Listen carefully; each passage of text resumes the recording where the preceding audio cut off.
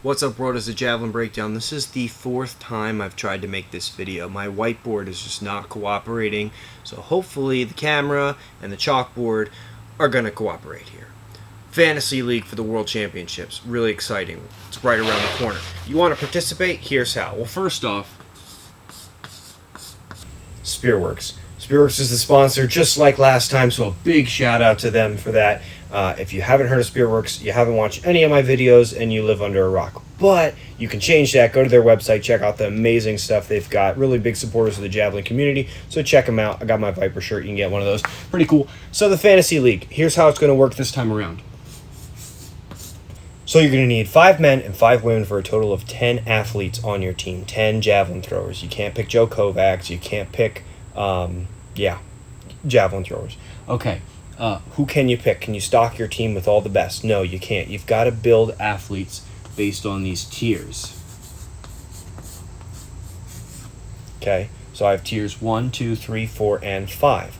Neeraj Chopra is in tier 1. Haruka Kitaguchi is in tier 1. Okay, so the best athletes are in tier 1. And as it goes down, you're going to get further down the world list. The cost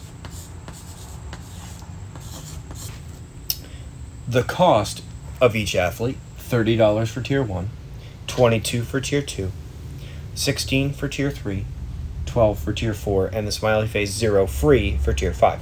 Okay, so when you go to build your team, if you go to the link in the description of this video, you will see a list of the athletes in tiers 1 through 4, and if you do not see an athlete's name, that means they are in tier 5, and that means they are free. So if they are qualified to the World Championships, for example, take Ethan Dabbs or Capers Williamson, right?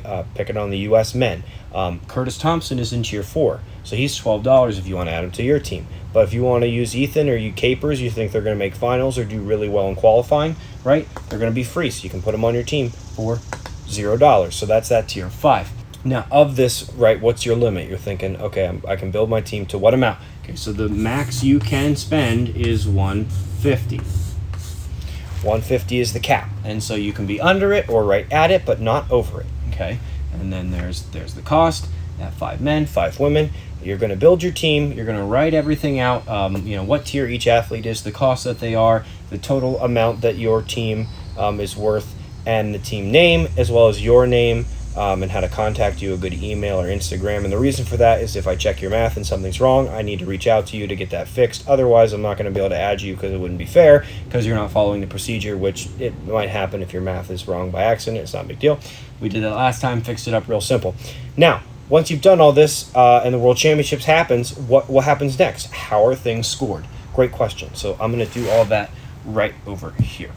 Okay, so the World Championship happens, right? There's the qualifying round and then the finals for both the men's and women's competitions. Once they conclude, I will add up everyone's points and build a leaderboard from there. So how do these points work? So let me walk you through a hypothetical with, let's say, the women's competition. Let's say, for some reason, there's only 10 women competing in the women's competition, and only 5 go to finals, okay? So 5 move on to finals, and then 5 do not, and only competed in the qualifying round. And then these 5 in the final competition, right, they compete, and we have the winner and 2, 3, 4, 5. So we have 1 through 5 placings. Effectively, the women who did not make it out of qualifying, in my mind, they occupy places 6 through 10. So if you have athletes in places 1, 2, 8, 9, 10, then your score is 1 plus 2 plus 8 plus 9 plus 10. Does that make sense? So the points that you get are exactly an athlete's placing.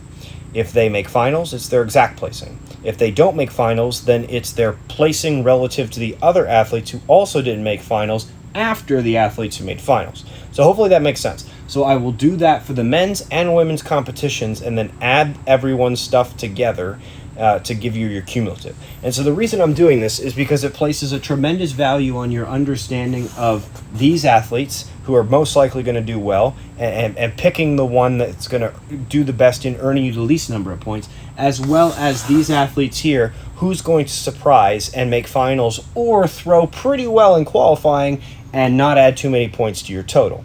So lowest score wins, like I said. The sign-up link is in the description. I hope you participate. It's going to be a lot of fun. And again, a big thank you to Spearworks for being the sponsor of the Fantasy League. It's going to be a lot of fun. Check it out.